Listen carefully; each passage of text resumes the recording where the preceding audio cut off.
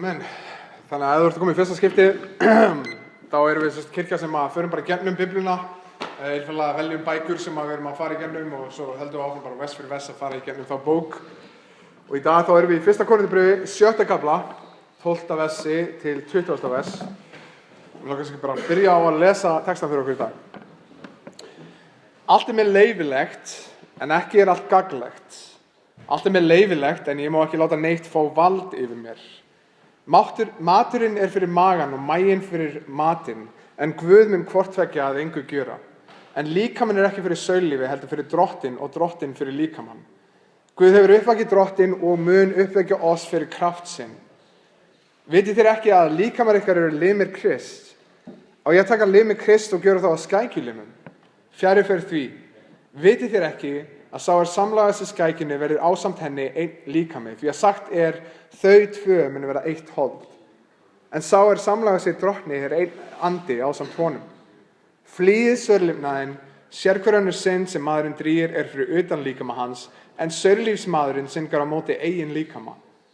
Vitið þér ekki að líkami ykkar musteri heilags anda sem í ykkur og þér hafið frá Guði, og ekki eru þér ykkar eigin einn, þér eru verðið keyptir, vexa með því Guð með líkama ykkar. Amen. Ok, þannig að miðað við textan okkur í dag, þá finnst mér aðeins við hæfi að við byrjum á að lesa þennan yndislega texta úr lagi sem heitir Grenade, ef að þið þekkið það lag. Þetta eftir Bruno Mars, sem einhvers konar ástar sérfræðingur, og hér í viðlaginu í Grenade, þá segir hann hérna, I'd catch a grenade for you. Yeah, yeah, yeah. Throw my hand on a blade for you. Yeah, yeah, yeah. Þetta bara textin. I'd jump in front of a train for you. Yeah, yeah, yeah. You know I'd do anything for you. Yeah, yeah, yeah. Oh, I would go through all this pain. Take a bullet straight through my brain. Yes, I would die for you, baby. But you won't do the same. Þannig að ef þið eru að pæla í hvernig ósköpunum þetta passa við textan okkur í dag, þá verður þið einfaldlega að bíða og sjá og hlusta og það kemur seinna meir í predikuninni. Þannig að þegar horft yfir svona náina framtíð, eða fortíð af kirkjunni á Íslandi og út allan heim, þá finnst mér kirkjan hafa verið einstaklega léleg í því að tala kynlíf. Það eru sumar kirkjur sem að horfa á kynlíf sem bara einhvers konar, þetta bara svipað að haldast í hendur, eitthvað svoleiðis. Aðrar kirkjur sem tala kynlíf, nánast eins og þessi slæmur hlutur, eins og það sé svona eitt af fallinu hjá Adam og Evu við að borða ávöxtinn var að kynlíf komin í heiminn. Og svona hálfgerð, lendir í svona kirkjum þar sem að fólk hálfgerðlega hrætt að tala þetta og maður veit ekki alveg hvernig það á að fagna kynlífi þegar það komið inn í hjónaband og annað eins. En ég giska á að ef að Súdan til dæmis myndi taka upp á því að hafa íshokkeylið, að þá myndi það vera svona svipuðum einkunum og Ísland eða kirkjan hafi verið að tala kynlíf og Guðs gjöf sem kynlíf En í 7. kafla sem við erum að klára, þannig að þetta eru seinustu versin í 7. kafla, í næstu viku þá kemur predikarinn frá New York og svo eftir það þá förum við í 7. kafla sem talar hjónaband og meira kynlíf og misnotkun þess og meira á því siði. Sem gefur okkur tækifæri á því sem kirkja að reyna að segja, heyrðu, getum við sem á guðlegan hátt talað það sem Biblan segir okkur frá og á guðlegan hátt sagt í heimi sem augljóslega heltekinn af kynlífi á allan hátt, talað vel þessa gjöf frá Guði sem það Og ég held að ég þurfi til dæmis ekki að gefa nein rök fyrir því að við búum í samfélagi sem heltekið af hugsunum hvað varðar kynlíf. Og ég held að þetta sé nánast í öllum samfélagunum, þá sérstaklega ókristnum samfélagum. Við vitum til dæmis að í Rómasamfélaginu sem Páll að skrifa til fyrir 2000 árum var það sama þessi heltekin hugsun kynlíf, en á sama hátt að þá var til dæmis lofgjörð til rómversku guðana var búin að taka þetta inn í samhengið. Það voru alls konar hlutir sem fylgdu því að lofa rómversku guðana. Nú, það opinberaðist bara á annan hátt. Í dag þá erum við með tímarit, við erum með auglýsingar og auglýsingaherferðir, við erum með sjónvarpsþætti og útvarpsþætti og við spila tölvuleiki eða tjekkar á slúðurblöðum eða endanum, bara misnotkun eins og klámi. En svo kom núna bara í vikunni að Pamela Anderson, svona ein þekktasta klámmyndastjarna í heiminum, var að segja hversu hræðileg áhrif klám var að hafa á kynlíf fólks og hjónabönd og annað eins. Og þú veist að þetta er komið langt þegar Pamela Anderson er farin að ræða hversu mikið vesen þessi misnotkun á viðhorfi gagnvart kynlíf er. En Hugh Hefner, sem að kannski fólk að minni kynslóð kannast við, sem er stofnandi Playboy magazine. 2015 þá var skrifað grein hann hjá The New York Post sem að lýsti svona lífstíl hans í Playboy-höllinni og lífi, og myndin sem er máluð af manninum er rauninni mynd af sorglegu manni, lifandi sorglegu lífi, sem hafði gefið sitt líf í að tilbiðja og upphefja kynlíf og gat ekki lengur notið venjulegs kynlífs. Ekki út af aldrinum sínum, heldur bara út af því að hann var búinn að algjörlega eyðileggja ímyndun hvað það var, hvað heilbrigt kynlíf leit og hvernig það var. Og margir benda til þess, og það er margt sem bendir til þess, að frelsi frá því að lifa frábrugðið skapara okkar gerir nautn okkar á sköpun hans í rauninni ekkert betri. Og texti okkar í dag hefst á oft misskildu versi, þannig í versi 12. Hann segir: allt er mér leyfilegt en ekki allt gagnlegt. Og ég hef heyrt meira sem fólk þegar að tala kynlíf nota þetta vers til þess að segja nákvæmlega: herru, mér er allt leyfilegt en þetta er ekki alltaf gagnlegt, en ég ætla samt að lifa eins og ég vil og annað eins. Og fólk hefur tekið þessa setningu í rauninni úr samhengi við hvað hún þýðir. En Páll, hann er ekki að tala þarna synduga hluti í sjálfum sér. Hann er að tala hluti sem eru hlutlausir eða jafnvel góðir hlutir. Og það sem við sjáum er að Páll, hann meira að segja að tala strax eftir að þessi setning kemur, þá talar hann eitthvað sem honum er bannað. Þannig að það er ekki allt leyfilegt, en allt er mér leyfilegt, ég má ekki láta neitt fá hald yfir mér. Þannig að hann byrjar að tala strax hluti sem við eigum ekki að gera. Og ótamið mannshjarta sem er ekki leitt af heilugum anda er rosalega duglegt að eyðileggja jafnvel hlutlausa og góða hluti. Og það sem við erum að tala dag er góðir hlutir sem mannshjartað hefur náð að eyðileggja yfir tíðina á mjög kerfisbundinn hátt, ef má segja þannig. En fylgjandi vers Páls eru nánast öll sama hlutin, og það er þetta orð sem kemur svo oft fram í Biblíunni sem er saurlífi. En skemmtilegt er að það er ekki einungis, í textanum okkar í dag, er ekki einungis hvað við eigum að gera, heldur af hverju. Af hverju eigum við að horfa á kynlíf á biblíulegan hátt og guðlegan hátt. Og það er það sem er skemmtilegt við þessi vers. Og það byrjar strax, hann bendir á að maginn er skapaður fyrir matinn, og maturinn er skapaður fyrir magan, og líkaminn sem skapaður fyrir drottinn. Og þannig að hann vinnar strax í að af hverju, þegar þú ert skapaður fyrir þennan hlut. Að sá sem skapaði þig veit aðeins betur en þú hvað þú ert skapaður fyrir og hvað raun hamingja þín liggur. Og það er einhverjum búinn að sjá þessa klippu á Facebook, held ég að hann byrjaði að dreifast. Þetta er frá frönskum gamanmyndaþætti, það sem er svona lítill skets sem er einhver 2 mínútur eða svo.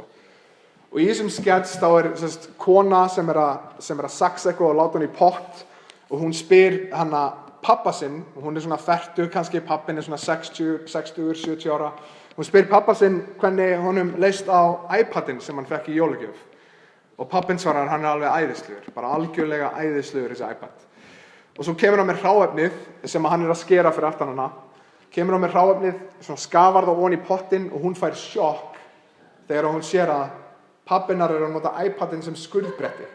Að hann er að saxa grænmetið, og hann bara, þetta er æðislegur iPad, bara er að standa sig mjög vel, og hann lappar að vaskinum, og hún fær svona sjokk á svipinn, og lappar að vaskinum, byrjar að skóla af honum og hendur honum inn í uppþvottavélina, og hún svona stendur allan tíman bara, hvað í ósköpunum er að gerast hér, er þetta virkilega svona slæmt? Og þrátt fyrir að iPadinn líti út fyrir að hann gæti þjóna sem skurðbretti, við getum alveg verið sammála það, þetta er flatt og skurðbretti eru það líka, og við gætum alveg nota hans sem skurðbretti, en þá er hann á sama hátt ekki skapaður til þess að vera skurðbretti. Og það allavega veit ég, og hún er ekki að borga þennan pening til þess að gefa pappa sinum rosalega flottan og tæknilegt skurðbretti. Heldur er hún að gefa honum með meira í huga. Og Apple teymið sem var að eyða öllum tíma sinni í að hanna þennan búnað var ekki að hugsa einhver daginn mun einhver skera rosalega flotta ávexti og grænmeti á mér. Heldur voru þau með eitthvað meira í huga. Og saurlífi, þetta sem kemur svo oft fram í Biblíunni, er gríska orðið porneia. Í sínu víðasta samhengi þá þýðir að misnotkun á kynlífi. Porneia er rótarorðið fyrir til dæmis ameríska orðið, pornography og annað eins. En rök Páls eru þau að Guð, að það sem hann er að segja er misnotkun á kynlífi, og maður spyr sig, hver segir til hvað er rétt notkun á kynlífi og hvað er ekki? Er það einhver prestur sem stendur upp í púlti og segir mér hvernig ég á að nota kynlífs? En rök Páls eru þau að það er Guð sem setur reglunar hvað er. Og rétt eins og með iPadinn, að þá er líklega hægt að nota hann á mismunandi hátt, eins og sem skurðbretti eins og pabbinn í franska þættinum var að gera. En ef hann er ekki notaður samkvæmt hönnun þess, að þá munt þú aldrei fá það gildi úr iPadnum sem að teymið var að hanna hann fyrir eða sem að dóttirinn var að gefa hann fyrir. Og hvernig Biblían talar kynlíf er ekki bara það að ef þú misnotkar kynlíf þá mun það vera minna gildi í því fyrir okkur, heldur talar hann að það sé hætta þar á. Ekki bara misnotkun Guðs gjöf sem kynlíf leiðir ekki bara til þess að gildi þess minnkar, heldur að vera minna, að verða á endanum skaðlegt. Og því snýst þetta, og margir hugsa af hverju Biblían alltaf að tróða sér inn í hvernig ég lifi mínu lífi. Og eins og ég hugsaði mörg ár, var af hverju Guð alltaf að reyna að hefta mig í að vera glaður og lifa eins og ég vil. Og þá í rauninni svarið við þessu að hann er ekki að hefta gleði mína, hann er að reyna að gefa mér raunverulega gleði í því sem að ég og þú erum sköpuð fyrir. Þannig að mér langar að lesa í Orðskviðunum, 5. kafla. Og fyrirgefðu Friðberg, ég gleymdi að láta þér fá vers. 3-7. Þá er hann að lýsa þessu Biblían talar mjög mikið kynlíf, þannig að við sjáum hvað hann segir. Því að hunangseimur drýpur af vörum lauslátra konu og gómur hennar er hálli en olía. En að síðustu er hún beiskari en malurt, beitt eins og tvíeggja sverð. Fætur hennar ganga niður til dauðans, spor hennar liggja til heljar. Til þess að hún hitti ekki leið lífsins eru brautir hennar á reiki og hún veit ekki hvert hún fer. Heyrið mig því, synir, og víkið eigi frá orðum munns míns. Og Biblían, hún flýr ekki frá því að syndur lifnaðarháttur er oft tælandi í byrjun, eins og hann gerir þarna. Hann lýsir því að það myndi enginn byrja til dæmis í einhvers konar synd ef það væri ekki fyrir það að það væri tælandi í byrjun fyrir okkur. Fyrir utan sígarettur, ef einhver byrjaði að reykja, það áttaði ykkur á því að það er ógeðslega erfitt að hætta og það er ógeðslegt að byrja. Ég veit ekkert af hverju fólk reykir yfir höfuð. Ég var táningur að byrja að reykja og þetta var viðbjóður. Og ég veit ekkert af hverju ég var að biðja meira, ég var að reyna að vera cool eða eitthvað. Jú, kannski var það tælingin. Það var allavega ekki bragðið eða upplifunin. En það að þannig að Biblían er ekkert að flýja frá því að synd er í upphafi tælandi. Að hún lítur vel út. Hún lítur eins og þarna sé hamingja að finna ef ég fer þangað og ef þú tala við einhvern sem er til dæmis byrjar að sprauta sig með amfetamíni eða eitthvað svoleiðis, að þá er það alltaf gaman í byrjun. Það byrjar á enginn á því að vera sprautifíkill bara út af því að, herðu, mér langar bara að vera sprautifíkill. Heldur það alltaf tælandi í byrjun. Öll synd er tælandi í byrjun og Biblían lýsir synd þannig. Þannig að myndi enginn flækja sig í vímuefnafíkn eða klámfíkn eða áfengisfíkn eða sykurfíkn. Það er kannski eitthvað sem að, svona fíkn sem að kirkjan er alltaf í lagi með, er sykurfíkn. Eða hvers konar synd ef hún væri ekki í upphafi tælandi. En eins og slátrarinn sem er að fita upp hana svínið til þess að vera meira og meira kjöt á því þegar það er slátrað og svínið liggur þannig og nýtur þess og haga sér eins og það sé konungur. Hann er loksins búinn að fatta sína stöðu í lífinu að hann á að gefa mig mat. Að svínið það átta sig ekki á því að öll þessi veisla sem hann eiga sér stað er virkilega meiri mynd upp á hvað koma skal sem er dauður þess. Oft er synd þannig. Við erum svínið sem við verðum að fæða og við höldum að við erum konungar lífsins. Loksins erum við að fá það sem við eigum skilið. Þangað til að þetta var einungis merki komandi dauðdaga. Og þannig getum við verið. Synd tælir þig á veg sem að lítur vel út í byrjun en leiðir til dauða, og ég get sjálfur vitnað þetta í mínu eigin lífi. Ég var 11 eða 12 ára þegar klámfík byrjaði í mínu lífi. Ég gæði sem kom með klámblaði í skólan og þannig að við fengum að skoða það, og stuttu seinna uppgötvuðum við internetið, ISDN eins og við kallaðist á sínum tíma, og þar var bara heimur af alls konar drasli. Og ég upplifði það að glíma þessa fíkn í nánast 10 ár. 21 ára aldrei þá náði ég loksins að losna við þessa fíkn. Og þetta var til að auðvelt að hætta þegar ég gifti mig. Þú veist að ég gifti Svövu og ég hugsaði að ég ætla að hafa augu fyrir eina konu og ég ætla að hætta þessu, og það var frekar auðvelt, og ég sagði sjálfum mér, þetta hlýtur að vera ekkert mál. Þetta greinilega ekkert eitthvað það skaðlegt ef þetta svona auðvelt að losa sig við. En í marga mánuði og ár inn í hjónabandinu þá uppgötaði að þetta var ennþá að eyðileggja kynlíf fyrir mér. Og ástæðan var sú að þú horfir á misnotkun kynlíf sem til dæmis klám, að það eru konur, og það er horft á þessum hluti sem eru hluti sem á að koma illa fram með, niðurlægja og bara sýna hver þú ert, að þú sért svo sem þetta snýst allt um. Og allt í einu var ég komin út í hjónaband þar sem ég horfði á konu sem var besti vinur minn, sem ég bar meiri virðingu fyrir heldur en allir aðrir á þessum heimi, svo sem ég elskaði meir en allt. Og kynlíf var ekkert tengt því, ekkert tengt ást, ekkert tengt kærleika. Og í mörg ár þá heftaði mér þessi klámfíkn og hvað var búið að gera sér þessi 10 ár, og búin að eyðileggja hvað kynlíf var, hvernig gott kynlíf var, hvernig guðlegt kynlíf var, hvernig Guð hannaði kynlíf fyrir. Og í mörg ár var ég að reyna að fatta hvernig heilbrigt kynlíf lítur út með konunni sem ég elska og ber virðingu fyrir. Og þú finnur, og ef þú finnur þig í dag vera að berjast við klámfíkn og þú ert ekki giftur og þú ert að segja þér þá líka að þetta hefur ekki áhrif á mitt kynlíf í framtíðinni eða eitthvað svoleiðis, hugsaðu til þess að þetta gerir það. Þetta raunverulega gerir það. En hér eru oft kirkjan gert þau mistök að enda hér. Að bara enda að tala um kynlíf eins og það sé eitthvað sem er að forðast, eitthvað sem er slæmt, eitthvað sem við þurfum að laga. En við langar að fara aðeins seinna í Orðskviðnum 5. kafla, í 15. vers til 20, til 23 fyrir ég. Drekk þú vatn úr vatnsró þinni og rennandi vatn úr brunni þínum. Eiga lindir þínar að flóa út á götuna, lækir þínar út á torgin. Þér einum skuli þær tilheyra og engum óviðkomandi með þér. Uppspretta þín sé blessuð og gleð þig yfir fastmey æsku þinnar. Elsku hindinni, yndis gemsunni. Brjóst hennar gjöri þig æti drukkin og ást hennar fjötri þig ævinlega. En hví skyldu þú, son minn, láta léttúðar konu töfra þig og faðma barn lauslátra konu. Þannig að Guð okkar, hann er ekki bara, hann er Guð allra góða gjár. Og sá sem skapaði okkur og veit hvar hamingjan okkar liggur. Þetta er kannski svolítið rómantísk fyrir suma ég sé hérna. Og orðalagið er kannski búið að breyta svolítið á 3000 árum, eins og elsku hindinni. Ég myndi ekki beint kalla konuna mína hind í dag, það væri líklega tekið sem neikvæður hlutur.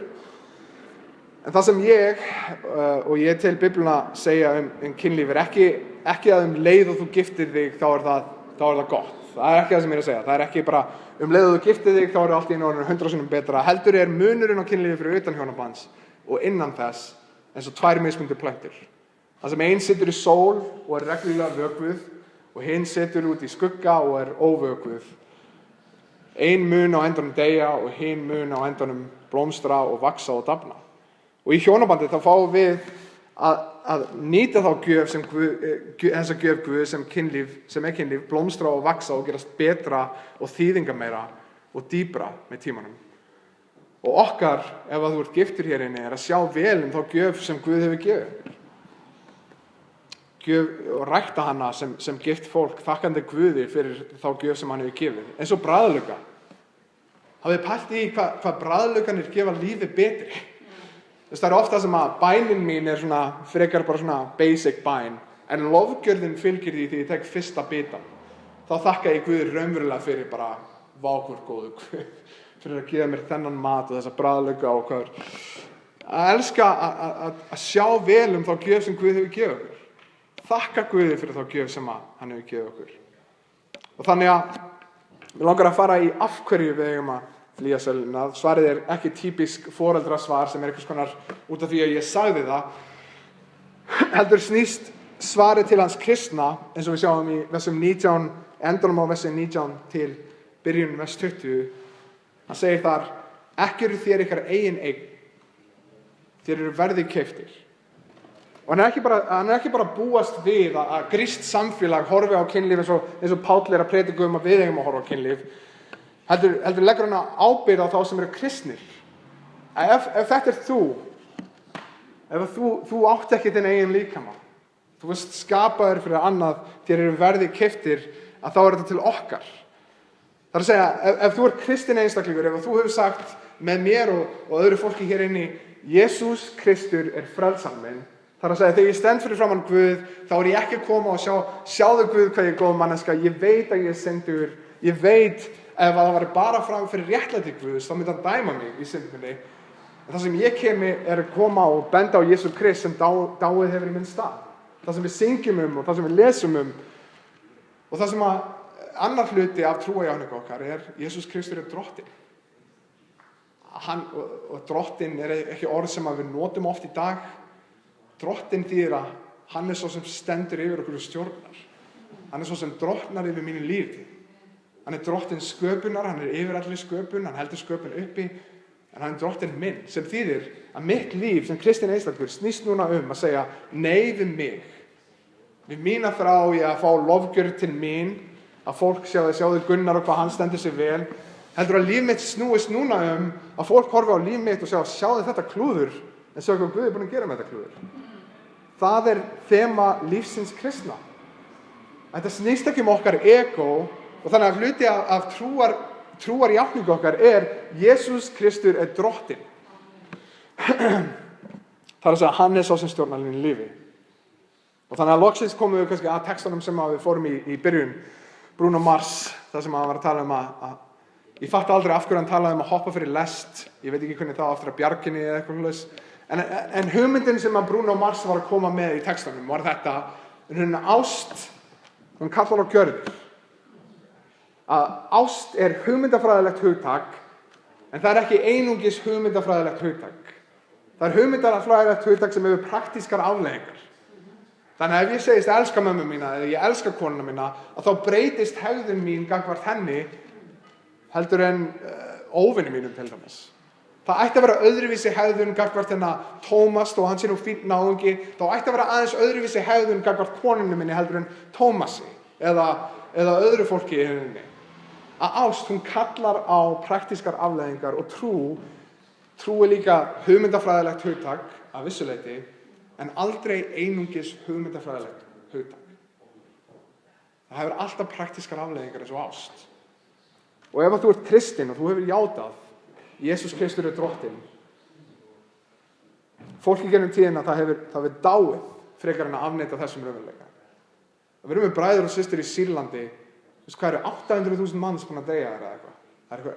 Talan er orðin eitthvað rugl.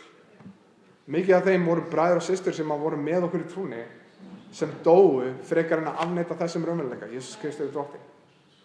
Þetta er enn þann dag í dag, það eru 8.000 manns drepnir á ári fyrir það eitt að gera það sem við erum að gera í dag. Það er það byrja 1 á hverjum klukkutíma. Þegar þessi samkomu er búin, er líklegast 2 búin að deyja fyrir þetta. Jesús Kristur er drottinn. Og afneitaði ekki. Þannig að þetta var ekki eitthvað sem gerðist í frumkirkjunni þegar Nero var keisari í Róm. Þetta er eitthvað sem er að gerast í dag í Norður Kóreu. Þetta er eitthvað sem er að gerast í dag í Sýrlandi og Lebanon. Ég veit að bróður okkar í Lebanon, hann Kamal, sem var að gifta sig daginn, hann er að stunda, og þar er verið að ógna lífi hans reglulega. Þetta er búin að taka mjög mikið af flóttamönnum sem eru mjög aggressífir í trú sinni. En er þetta meira heldur en hugmyndafræðilegt hugtak fyrir þér? Er þetta bara eitthvað svona, Jesús er drottinn, hann hljómar vel, ok. Hefur þetta praktískar afleiðingar? Og Páll hér, og Jesús Kristur, kallar á að trú okkar opinberast í verki. Og spurningin fyrir okkur er Jesús í dag raunverulega drottinn þín, eða eru þessi tóm, eða þessi orð sem við segjum, eru þið innantóm og þýðir ekki neitt? Segjum við þetta án þess að það merki eitthvað fyrir okkur? Það er auðvelt að segjast elska, en það að sýna að líf þitt snýst ást gagnvart hinum einstaklingum mun erfiðara. Og það er spurningin fyrir okkur í dag, þegar kemur að kynlífi, sem að við búum í samfélagi sem heltekið að kynlífi. Þegar kemur að kynlífi, er ég tilbúin þar að segja að Jesús er drottinn? Þannig að þegar Biblan segir að við eigum að hafa þetta við okkur kynlífi, er ég tilbúin þá að láta orð mín hafa praktísk áhrif? Eða ætla ég þá að segjast, ég veit aðeins betur en Guð þegar það kemur að þessu. Ég skal sjá þetta sjálfur. Spurningin í dag er ekki, munt þú deyja fyrir Guð þinn? Spurningin í dag er kannski svolítið erfiðari að vissu leitinu til, munt þú lifa fyrir Guð þinn? Það er það sem er mjög erfitt. Það er mjög auðvelt að búa sér til einhverja rómantíska hugsun, eins og að þú lest hana Fox's Book of Martyrs, eða bræður og systur sem að þjást, eins og bók sem var að koma út, Killing Christians, sem bræður og systur í Sýrlandi sem að deyja fyrir trú sína. Og það er mjög auðvelt að búa til rómantíska hugsun í hausnum á sér og segja, ég ætla að deyja og ég ætla að bera vitni að Jesús Kristur er meira virði heldur en líf mitt. En erum við tilbúin að segja, ég er ekki bara tilbúin að deyja fyrir Guð minn, ég er tilbúin að lifa fyrir hann. Það er líklegast á Íslandi, þá kemur ekki það tækifæri að þú fáir að vitni hversu magnaður Guð er með því að gefa þitt líf. Hver veit hvað framtíðin ber í skauti sér. En getum við vitnað hversu magnaður Guð er með lífum okkar. Og í samræðum texta dagsins þá kom ein áminning sögu Jósefs. Ef þú vilt lesa það heima hjá þér, það er fyrsta Mósebók, 37. kapli til 50. kapla. Og þá sérstaklega freistingu Jósefs í 39. kapla. Og eftir að hafa verið seldur af bræðurum sínum sem þræll, þá vann hann upp trausti hjá húsbóndara sínum og hann var eiginlega settur yfir öllu húsi húsbóndara síns. Og Biblan talar að hann hafi verið fagur á að sjá og kona húsbóndara hans hafi viljað sofa hjá hann. Og hann hefði sagt nei og hlupið í burtu og hún reif búta úr klæðum hans og sagði að hann hafi verið að neyða sig á sig og honum var hent í fangelsi. Þannig að ef þú ert að hugsa að Biblan sé leiðileg bók, þá er það engan veginn þannig. Það er mjög mikið interesting sögur sem þess að stað. Og hann neitar og hann flýr hana og hún segir þetta og hann fer í fangelsi og sagan heldur áfram. En við þessa synd þá segir Biblan flýið sörlifnaðin, vers 18, eins og Jósef gerir. Og það þýðir ekki að það sé létt. Að flýja sörlifnaðin gæti þýtt að það muni kosta þig, hvort sem að það séu vinsældir með því að taka ekki þátt í sumum bara samræðum sem eiga sér stað, eða að fara á suma atburði, eða sleppa því að horfa á suma þætti, eða taka þátt í samræðinni sem skapast í kringum þessa þætti. En í Jakobsbréfinu 4:7 þá segir hann okkur að standa gegn djöflunum og þá mun hann flýja okkur. En það merkilega er að þegar það kemur að þessari synd hér, þá segir Páll flýið. Ekki standa og reyna að berjast, ekki reyna að flýið bara. Og ég var í fyrsta skipti í þessari viku að fatta að nautabanni drepur naut. Vissuðu þetta? Var einhver sem var bara eins og ég sem vissi ekki að nautabannar dræpu nautin? Enginn, þannig að ég er eini sem ég held að þetta var eitthvað sport og svo var þetta búið og nautið var aftur inn í. En nautabanni, hann er með rauðan lit sem að nautið ræðst á og í hvert skipti sem að nautið fer fram hjá honum þá stingur hann nautið og nautið stungið aftur og aftur og aftur og endar með deyða. Mér sýnist einhver hafa verið eins og ég að haldi þetta væri bara íþrótt sem að myndi ekki enda með dauða. En hægt og rólega þá er nautið stungið aftur og aftur og aftur þangað til að þetta loksins deyr. Og það getur verið myndin sem að Páll hún nýtir hér, rauninni flýði þessi synd. Og því að tækla hana reynist okkur mjög erfitt og þegar við reynum að tækla hana þá erum við stungin aftur og aftur og aftur og á leiðinni. Með hverju stungu þá erum við nær eyðileggingun okkar. Og í vikunni þá las ég tilvinnun í Leonard Ravenhill sem sagði eitthvað álíka að stærsti harmleikur sögunar er óheilbrigð kirkja í deyjandi kynslóð. Og því miður þá hefur munurinn á kirkjunni og heiminum farið mjög minnkandi á seinustu árum. Hvernig við tölum, hvernig við hugsum, hvernig við berum okkur, hvert okkar æðsta vald hefur að mestu leyti verið það sama og restina af heiminum. En hér orð Guðs að kalla og segja okkur að vera öðruvísi samfélag. Að skera okkur út með því að hugsa öðruvísi. Að auga okkar séu að fókusa á aðra hluti heldur en heimurinn. Að vera Guði undirgefin, að leyfa trúarjátningunni okkar að segja Jesús drottinn. Að taka praktísk áhrif í okkar lífi.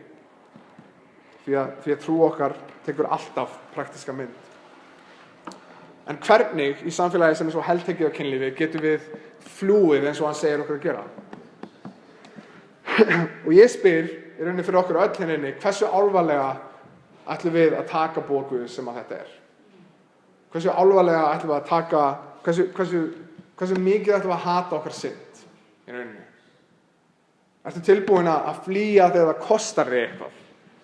Það er auðvelt að segja, ég ætla að flýja, það hljómar vel, en þegar það er erfitt, erum við tilbúin að gera það líka þá? Ertu tilbúin að til dæmis, eins og gerist oft, fólk segir, já, ég er giftur kærastinu minni í hugsun, þó að við séum að fara að gifta okkur eftir 2-3 ár, en þannig að við ætlum bara að búa saman, það er ódýrara og annars, tilbúin að flýja þegar það kostaði fjárhagslega. Segir, heyrðu, ég get fundið einhvern í kirkjunni til þess að búa með að borga leigu, auka. Til dæmis ef að klámfíkn er eitthvað vandamál hjá okkur, ertu tilbúin að geyma tölvuna þína eða símaðinn fyrir utan herbergið þitt þegar þú fer að sofa?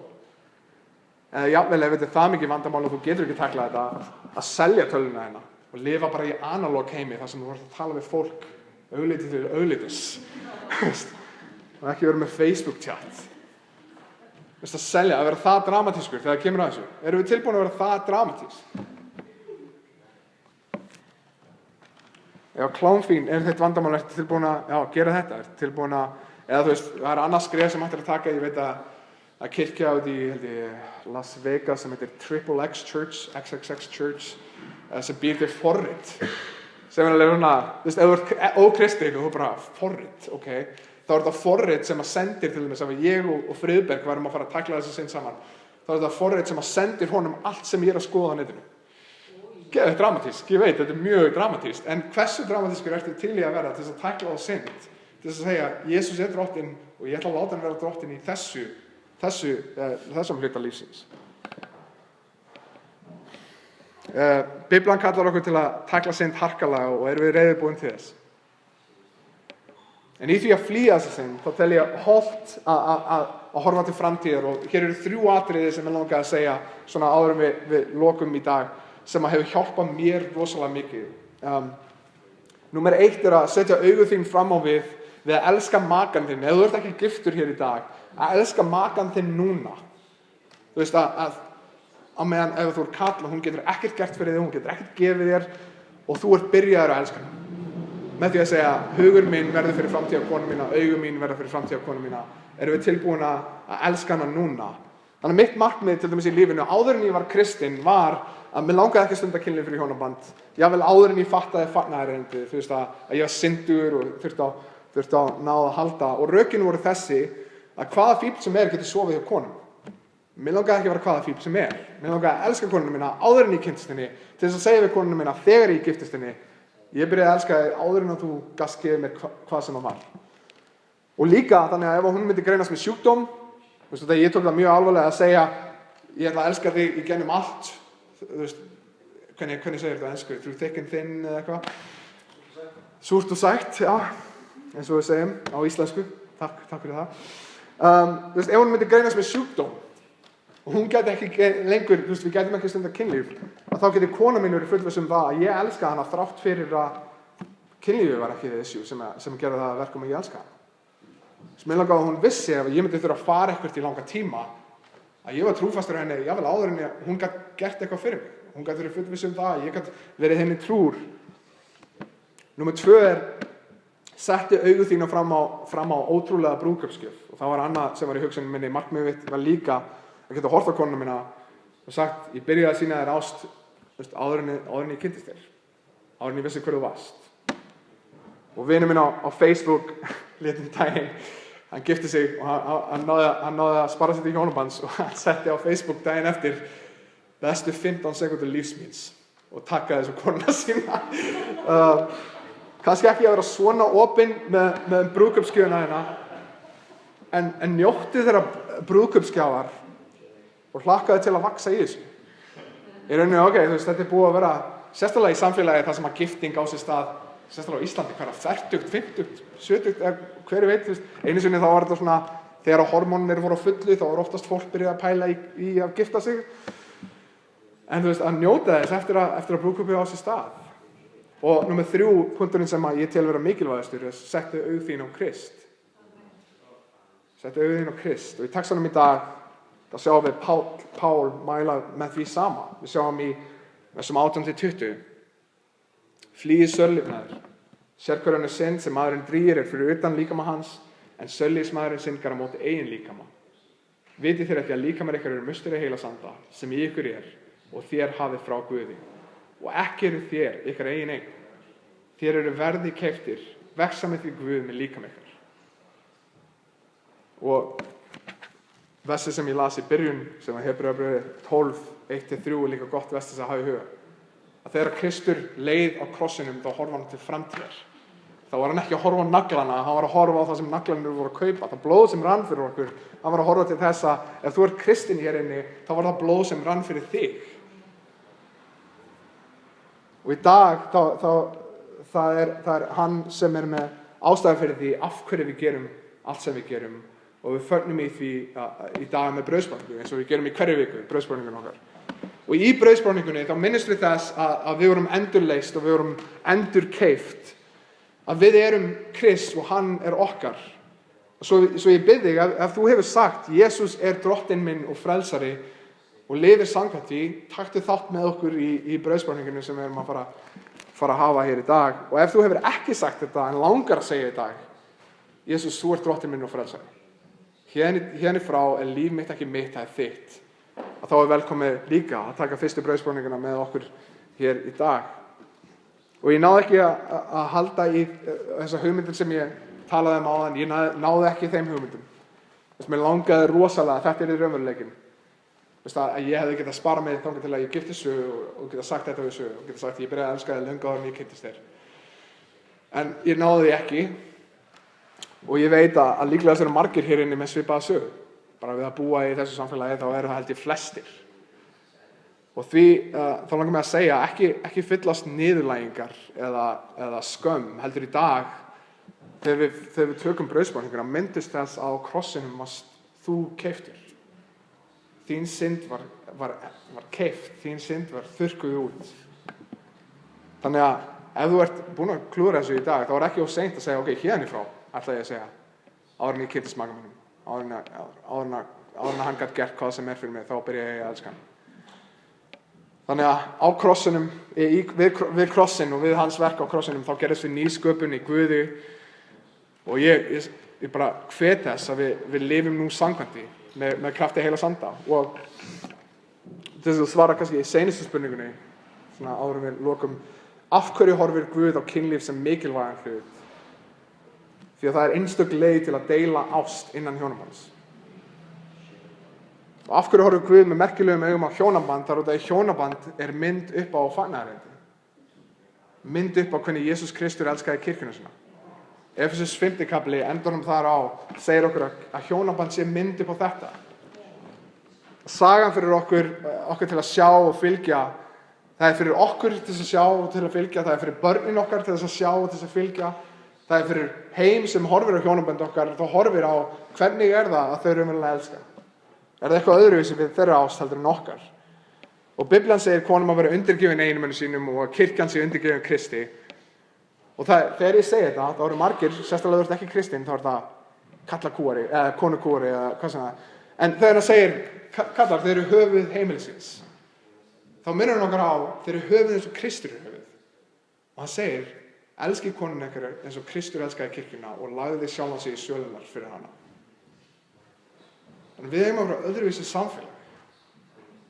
Við eigum að elska öðruvísi, vera drifin á öðruvísi háttin. Og Biblían segir henni þetta, að hann hafi elskað okkur það mikið að hann lagði sjálfan sig í söluna fyrir okkur. Það er það sem er að fagna í dag. Blóð hans og líkami hans brotinn fyrir okkur.